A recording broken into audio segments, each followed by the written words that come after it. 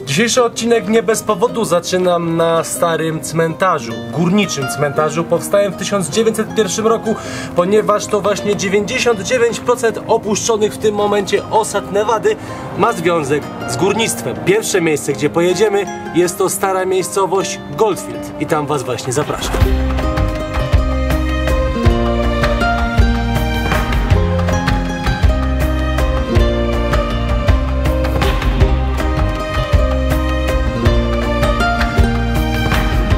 Zawsze przed nagrywkami staramy się umyć szybę i zobaczcie, jak jest zimno, że w ogóle zamarzło. Rozlałem przed chwilą wodę i teraz to jest wszystko lód. A jesteśmy w Nevadzie, przypominam, gdzie powinno być ładne słoneczko. Jedziemy do Goldfield i tutaj kilka tematów. Po pierwsze, dzisiaj nie ma ze mną chłopaków, ponieważ wyjechałem z moimi przyjaciółmi do Stanów, więc poznajcie Tracza, panią Traczową, no i panią Stankowską, którą już pewnie znacie z niektórych odcinków, ale już mamy 32 minuty do pierwszego miejsca i po drodze już widziałem takie plakaty z napisem, żeby nie wchodzić do opuszczonych kopalni i kojarzę je z naszej poprzedniej wyprawy do Stanów, więc widać, że w Nevadzie rzeczywiście tych kopalni jest bardzo dużo, nawet na tyle, że tutaj władze stanowe mają taką specjalną, jakby, no nie wiem jak to nazwać, może nie propagandę, tylko no takie przeciwdziałanie, żeby nie chodzić po tych pustostanach, tak? Ale oczywiście tutaj kolega mnie namówił, że musimy wejść.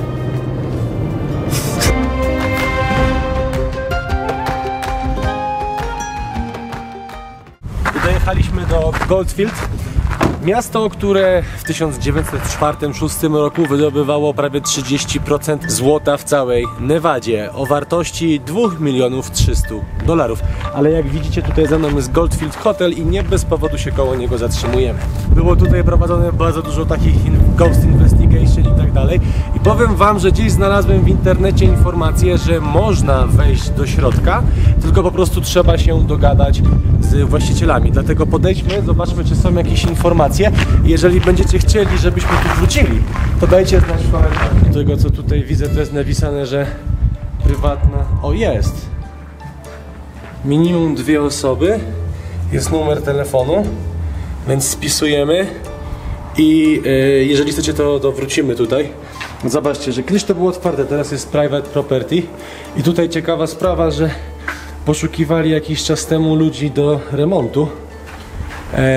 No jak co, no, opuszczony hotel, ale ten odcinek nie jest o duchach, tylko o opuszczonych miastach widmo Nevady, więc przejdźmy się teraz po Goldfield, zobaczymy, jak wygląda to miejsce.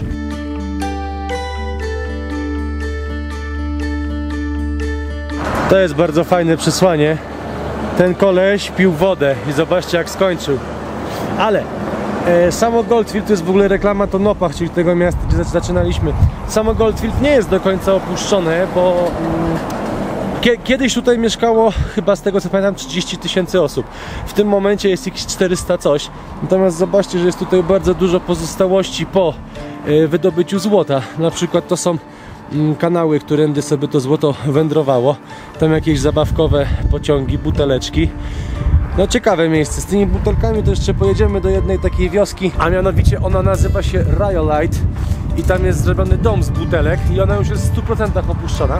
Tak naprawdę przez Goldfield przebiega jedna główna droga krzyżująca się z ulicą Main Street. I tutaj jest jakiś sklep. Nie wiem, czy to jest, nie wiem, czy to jest sklep, czy co to jest, jakieś pozostałości. Widzicie, to jest jakaś stara pompa. Stare automaty do coli za 50 centów. Może ktoś tutaj będzie, co? I by nam, wiesz, może, bo tutaj pamiętam, że gdzieś było jakieś takie coś w stylu muzeum, co nie? Mohawk Mining CEO Goldfield. Czyli to jest jakby tego kopalnia Mohawk, tak? Company Goldfield, Nevada. Goldfield ewidentnie śpi, ale po prostu jest dalej wymarły i tylko podróżują wszyscy główną ulicą. Ale za mną możecie zobaczyć taki mały domek i to jest tak zwany miner's cabin. Generalnie kiedyś górnicy, ci bogatsi, jak już się rozwinęły osady, mieszkali właśnie w czymś takim, bo normalnie to czasami spali po prostu, nie wiem, w jaskini, czy na glebie, Czasem robili jakieś tam szałasy ze skóry i tak dalej. Generalnie to są właśnie te mining cabins, co kiedyś, co wam przed chwilą pokazywałem. I one już są takie rozpadające się, więc, ale możemy do tego zajrzeć do środka. Oczywiście wszystko wykonane z drewna. Zobaczcie, jak się deski porozchodziły. A, tu niewiele widać w kamerze, bo jest dzisiaj takie, no niby jest zimno, znaczy jest zimno, ale też jest bardzo ostre słońce i bardzo wieje też w mikrofonie, za co przepraszam. Tutaj zrobiony jakiś przedsionek. W środku jakiś linoleum na ziemi. Zobaczcie, to wszystko wykonane było właśnie z drewna. Dach również był drewniany, pewnie pokryty jakąś tam papą. No i tak zostały takie... O, tam jeszcze czyjś piec był w środku. Taka kuchnia.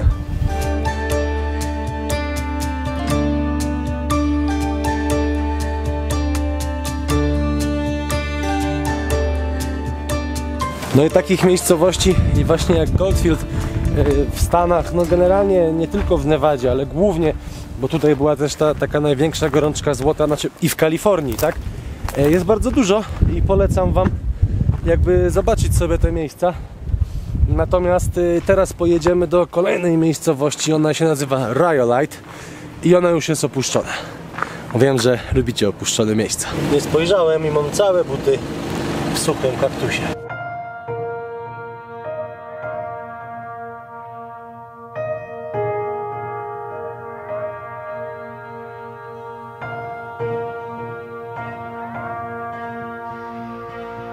Czasami warto się zatrzymać po drodze w poszukiwaniu różnych opuszczonych miejsc, ponieważ tak jak tutaj możecie znaleźć na przykład wrak samolotu. I tutaj historia z nim związana jest na tyle ciekawa, że mianowicie był tutaj kiedyś dom publiczny, że tak powiem.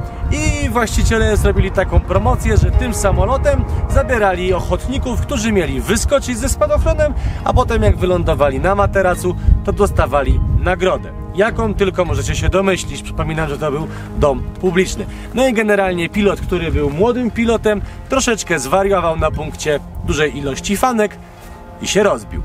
Więc postawili go tutaj jako wrak, który ma przyciągać klientów, a na chwilę obecną jest to czyjeś rancho. Widzę, że można sobie pochodzić dookoła, po prostu popatrzeć, zrobić zdjęcie przy wraku. I zobacz, nie wydaje ci się, że uderzył tą stroną i później tyłkiem? No, bo ma jakby na skrzydło. Co nie? Bo ma złamany, tu ma rozwalone skrzydła, a tu ma złamany ogon, co nie? No widać, że w momencie, gdy uderzył, to mu się tutaj odłączył cały stabilizator od kadłuba, bo widać, że jakoś tak mocno musiał przywalić. W momencie uderzenia aż tutaj poszło, ale jak się rusza, no to cały ten ster chodzi. Tak, no bo wcześniej ruszaliśmy sterem, ale zobacz, i ruszały się linki. Zobacz, jaka ta wiązka jest ładna, ta jedna. Ona jest tu fabryczna, o ta, zobacz. Aha. Zobacz, no takie teraz, w dzisiejszych czasach nawet takie gdzieś można kupić. Tak na wolnym rynku sobie. Mhm. Ale kurde, no ładnie to wygląda. Wbijamy do środka samolotu. Drążki. Zobaczcie, że są zsynchronizowane. I wcześniej na storiesie nagrywaliśmy i tu z tyłu jeszcze się rusza ostatecznik.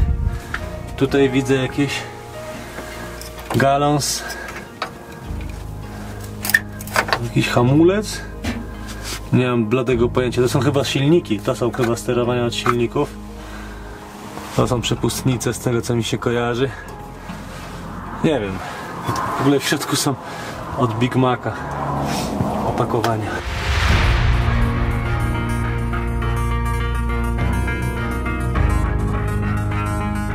Zrób przebitkę, jak biorę najmocniejsze. Wiadomo, że najtańsze, co nie?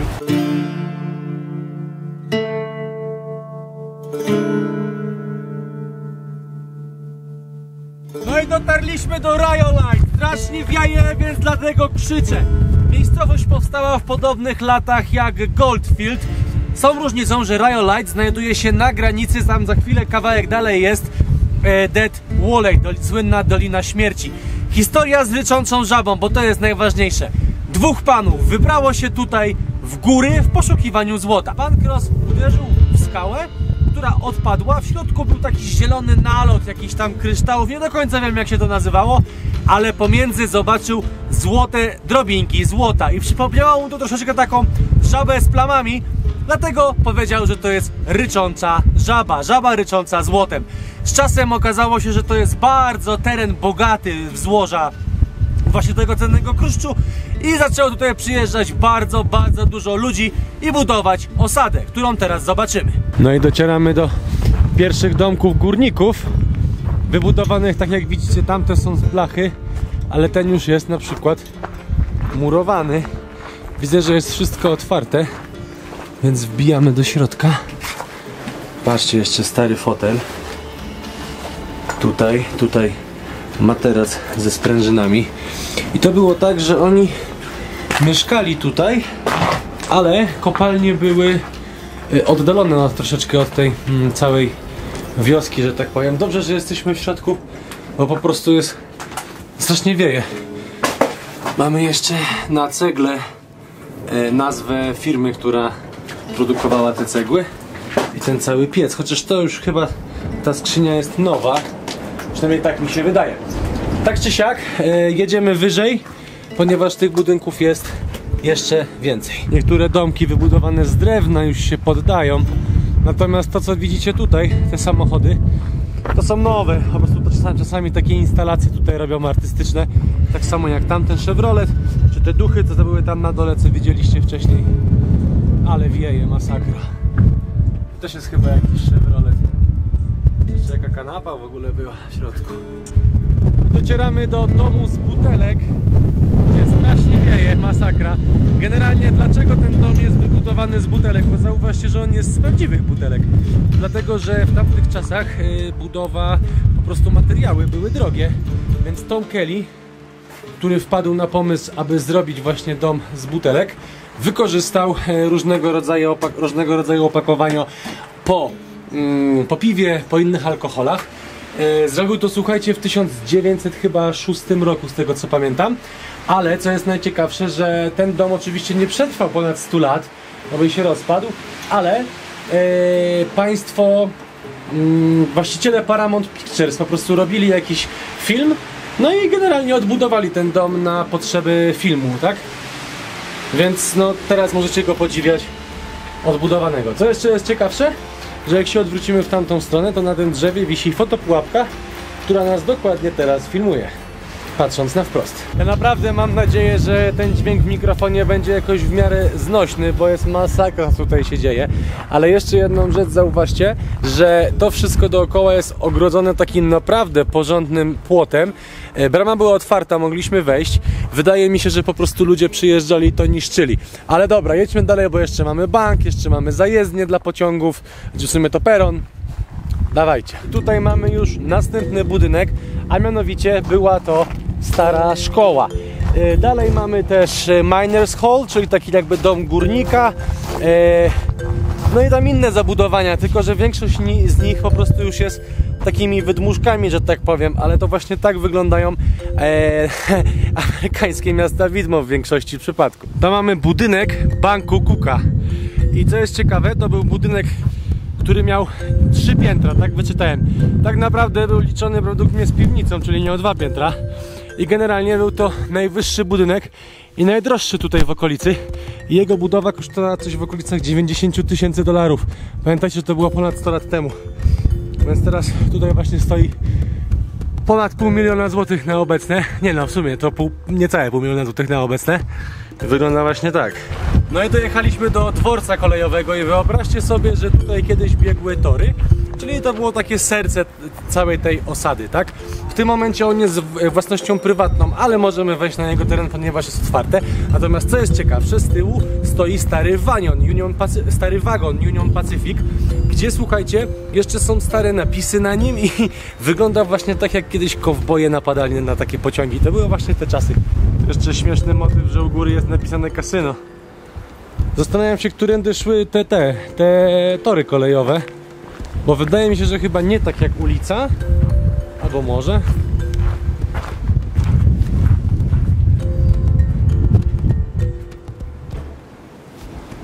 wszystko widzę zawalone, ale jeszcze stare skrzynie leżą.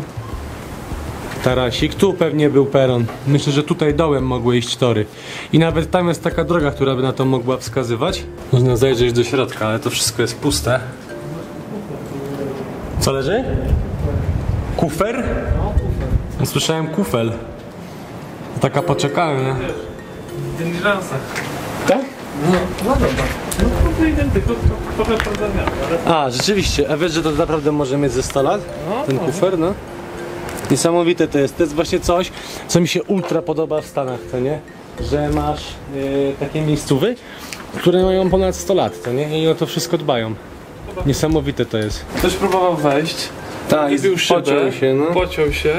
Zobacz, krew na tym, tu. Tak, tu jest rozlana krew wszędzie, no. A to było niedawno, bo zobacz, że jest wybita, że jeszcze kawałki szyby leżą na ziemi. Który ktoś tam się włamywał. Trochę też mnie naszła taka myśl, ale przed chwilą też padły bardzo fajne słowa. Tutaj Traczu powiedział, że Amerykanie potrafią zrobić coś z niczego.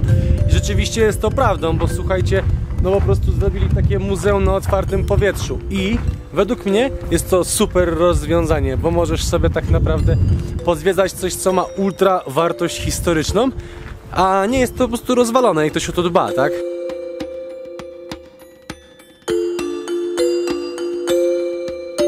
To pomieszczenie, gdzie stoicie teraz wy, czyli jakby to, gdzie stoi teraz kamera, było takim miejscem, gdzie przychodzili, że tak powiem, skazani, może na jakieś przesłuchania i tak dalej, ponieważ jak widzicie, w tych kratach, w tych oknach nie ma krat. Tutaj są takie pancerne drzwi, przez które przechodzili i za nimi było więzienie, bo jak przejdziemy teraz naokoło, to zobaczycie, że mamy tak, następne pancerne drzwi i tutaj przyglądając się z bliska widać ślady po kulach, słuchajcie, że są przestrzelone te drzwi. Idąc teraz dalej, zobaczcie, mamy kraty w oknach. To pomieszczenie jest zamknięte, ale tutaj jakby ktoś kiedyś próbował uciec, widzicie? Jest rozsunięta krata, rozgięta na boki i tam w środku, tam siedzieli osadzeni. Nie tam ich przyjmowano, tutaj ich osadzano. Co ciekawe, wszystko jest zbudowane z betonu, czyli zobaczcie, jakby było miasto... To były takie czasy, że rzeczywiście każdy kombinował, kradł i no różnie było, tak? Czyli więzienie mieliśmy zrobione nie z butelek tym razem. Natomiast jeszcze jest jeden punkt, który mnie interesuje, on jest na tym wzgórzu tam, a mianowicie tam jest jedna z kopalni złota. No i słuchajcie, docieramy do wejścia do kopalni. Tutaj widać, że jeszcze jest urobek, chociaż to tak naprawdę to wszystko to jest woda to przyniosła, tak?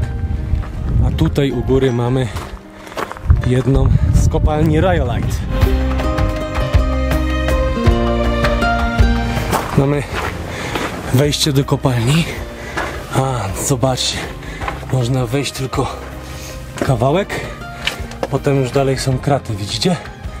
Jest zakratowane całe wejście, więc nie da rady się tam wbić niestety, ale widzę, że tutaj władze Nevady przy wejściu zrobili taki tabliczkę, drut kolczasty, żeby generalnie nie wbijać. Dzisiejsza przygoda dobiega końca. Pamiętajcie o tym, że jeżeli wam się podobało, to zasubskrybujcie nasz kanał.